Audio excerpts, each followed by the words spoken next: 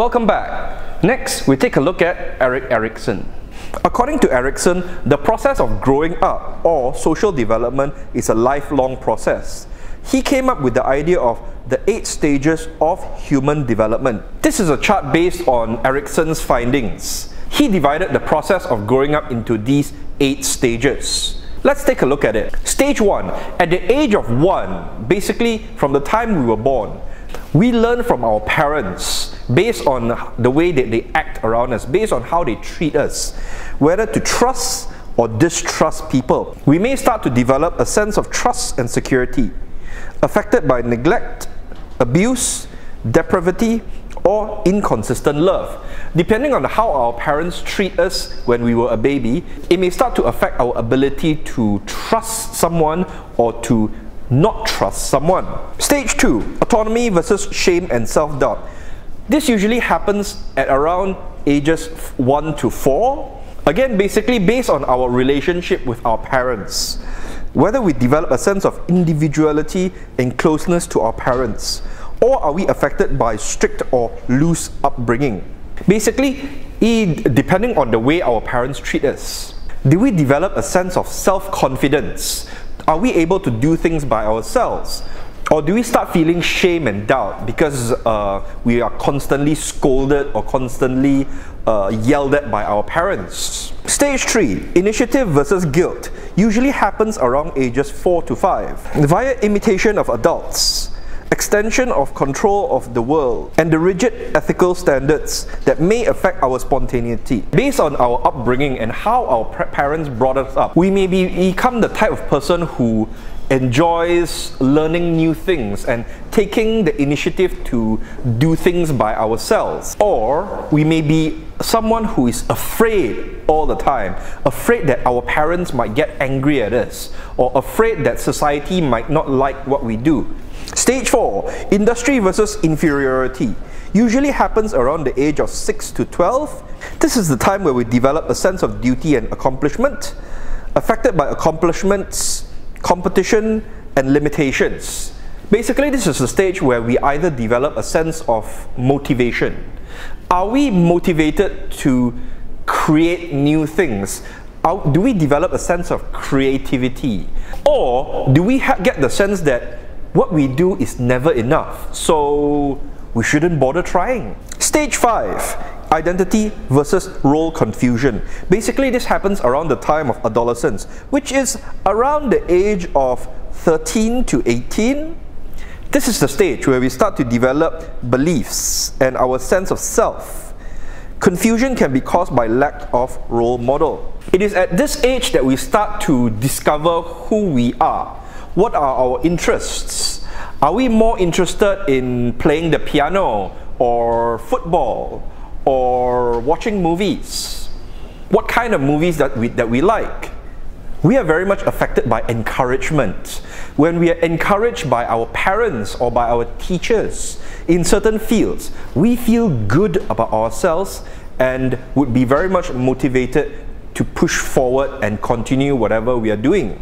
Stage 6. Intimacy versus isolation. This happens around our young adulthood stage, basically roughly between the ages of maybe 19 or 20 up until the ages of around 30. By now we would have discovered how comfortable we are with intimacy. Do you enjoy hugging people? Are you comfortable with kissing people? How comfortable are you with handshakes? Does it make you feel uncomfortable to even look someone straight in the eye?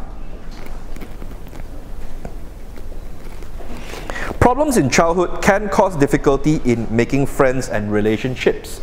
Basically, if we were hurt or we felt that we have been betrayed during times of our childhood, we may have trouble trusting people. Stage 7. Generativity versus stagnation. This typically happens around the ages 30 to 50. By now, we would have developed a sense of productivity and creativity resulting from parenthood and work. By this stage, we would have fully developed our character. Are we proud of the work that we have done? We should have a good sense of direction on where we are going for the rest of our life. Do we find it rewarding going the extra mile or putting in the extra hard work? Or do we feel that everything in life is pointless? And finally, we have stage 8, integrity versus despair. This usually happens to a person around their old age, basically after the age of 50 or 60. At this stage of our life, we usually either accepted that we have lived a good life and we are satisfied and we have a sense of pride for everything that we have done, or we feel a deep sense of despair or disappointment. By the age of 50 and 60, what have you accomplished in your life? Do you have a good career? Have you lived a happy life? Are you satisfied with what you have done so far in your life? Or do you feel that you could have done more? Or do you have any regrets in your life? Unfortunately, as human beings, we only have a limited lifespan in our lives, so we do have a very limited time to do the things that we want. We move on to the topic of early socialization. Basically, here we talk about our upbringing as a child, as an infant. What are some of the experience and things that we learn from our parents from when we were kindergarten? Socialization begins with the family. Some families are deeply committed to racial or ethnic identification. Think for a moment, how important is the idea of race for you? Do you have the tendency to make friends or feel more comfortable with people who are of the same race as you?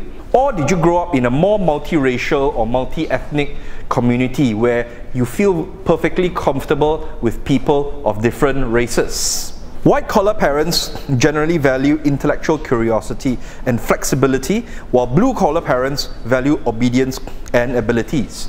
Depending on the parent's background, they may want their child to have characteristics such as creativity and curiosity. Meanwhile, other parents may prioritize discipline and respect. What is the purpose of schools? Is it just to teach us language, math and science? Recently, schools provide more than just education. It is a model or training for their children to prepare them for adulthood. Through activities like presentation and games, we learn to develop skills in teamwork, communication, and even leadership. As part of society, we are very much influenced by our peers. What are peers? Peers are individuals who are social equals, as opposed to authority figures. Basically, they are people who are usually around the same age as us. They usually like the same things. They're usually at the same level as us. Maybe they have the same education or they have the same rank. So sometimes we feel a lot more comfortable around people who are our peers compared to people of authority like teachers or counselors or even our parents. Peers provide valuable support. It's much easier for us to seek help and moral support for people who are just like us. However, mixing with the wrong crowd can lead to violence, substance abuse, and crime. Depending on the type of people that you mix with, it can motivate you and lead you to a very good place, or it can take you to a very bad place. I always tell my students, make friends with people that you want to be like. If you want to be fit and active, make friends with people who like to play sports, who like to go to the gym. If you want to be good with computers, make friends with people who are very good with computers. The power of peer groups may lead to the authority and schools to diminish. We may feel that our peers understand us better than our parents or our teachers because they are in the same situation as us. So this may lead us to not follow our parents or disobey our teachers simply because we feel that they don't understand how we feel. Let's have a look at the influence of the media in our life. How does the media affect the development of people, especially children? Can we blame the media for all the sex and violence that happens around us? As mentioned before, of course, children have the tendency to copy whatever they see. Like if they were to observe a lot of violence and fighting on TV shows, they might tend to emulate such behavior. This is why we usually not allow children below the age of 12 or 18 to watch certain movies or TV programs. Some people may argue that repeated exposure to video games might have a negative effect on people, especially children. Their argument is that video games Positive attitudes and expectations regarding the use of aggression. Basically, most video games reward players for doing something violent, such as shooting someone or destroying a car. Video game players are rehearsing more aggressive solutions to problems. Most video games encourage players to engage in violent behavior in order to solve a problem. Video games decreases consideration of non-violent alternatives. When was the last time you played a video game that rewards players for doing something nice or peaceful? Video games decreases the likelihood of thinking of conflict, aggression, and violence as unacceptable alternatives. The argument is that video games are telling players that violent behavior tends to be more rewarding than peaceful solutions. Although these are arguments made by certain parents and some anti-video game groups, ultimately, there is no clear evidence that suggests a link between video game and real-life violence. As long as you're an adult who can make your own decision, who is responsible for your actions, who knows the difference between fantasy and reality, video games should have no negative impact in your life. After going through school and college and graduation, we enter into adulthood. As an adult, we go through a different type of socialization. Adult socialization is the process by which adults learn new statuses and roles. As an adult, society's expectations is very different compared to when we were in kindergarten or primary school or even college. For most adults who have had a good upbringing, upon reaching adulthood, they would have completed their primary socialization. This means that individuals should have mastered the basic information and skills required of members of a society. As you graduate from college, or for those who cannot afford to go to college, secondary school, you are expected to have certain knowledge or some basic information about how to function as an adult. When you enter society as an adult, society will be a lot less forgiving compared to when you were a student. In the primary socialization process, a person has learned a language and can think logically to some degree, accepted the basic norms and values of culture, developed the ability to pattern behavior in terms of these norms and values, and assumed a culturally appropriate social identity. Once we have completed our primary socialization, we are expected to function in society, to work, to earn a salary, to contribute to society in our own way. When we enter into a new stage of our life, we go through another process known as re-socialization. We have learned in this chapter that socialization is the process of learning the skills and the proper behavior that we need in order to function in society. However, when we go to different stages of our life, we go through a process known as re-socialization. Re-socialization involves exposure to ideas or values that in one way or another conflict with what was learned in childhood. When we go into college, when we enter the workforce, or when we change our religion, these are examples of re-socialization. When we are in primary and secondary school, we learn some of the basic information that we need to move on to the next stage of our life. Meanwhile, college encourages more critical thinking, coming up with your own opinions and ideas that may be different from other people. Compared to school or even college, entering into the workforce can be quite challenging and stressful for fresh graduates. This is because mistakes can cost the company a lot of money. If at any point of your life you decide to change your religion, you also have to go through certain lifestyle changes. Like for example, not being able to eat beef or pork. Maybe you choose to be vegan or vegetarian. You may have to stop eating certain types of foods that you are used to. What about marriage?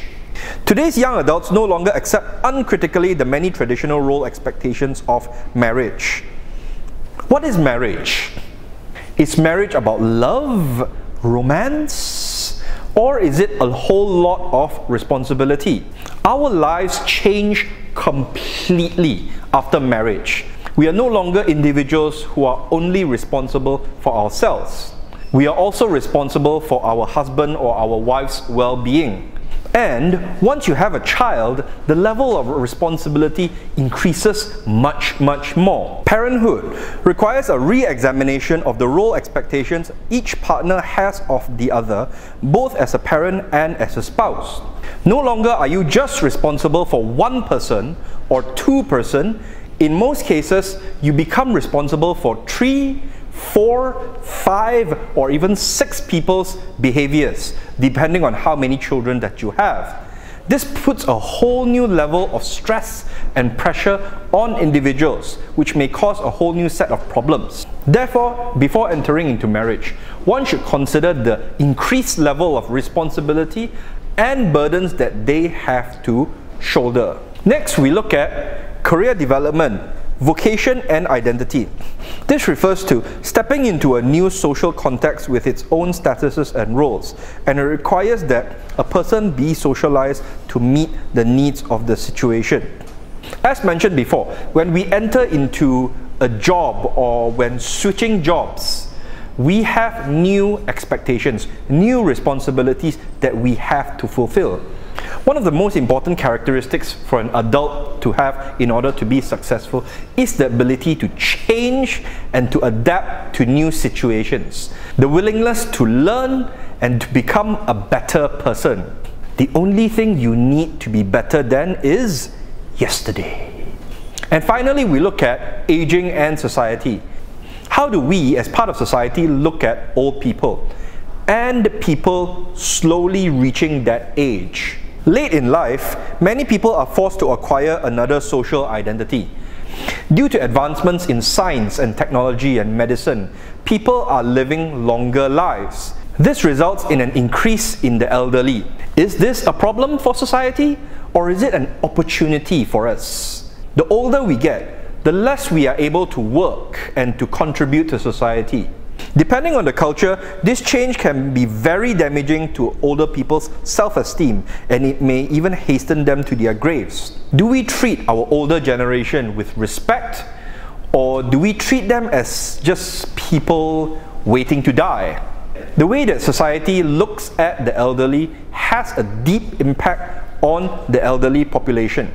As a society, do we have the facilities, and are we making preparations for the older generation to live a more comfortable and happy life?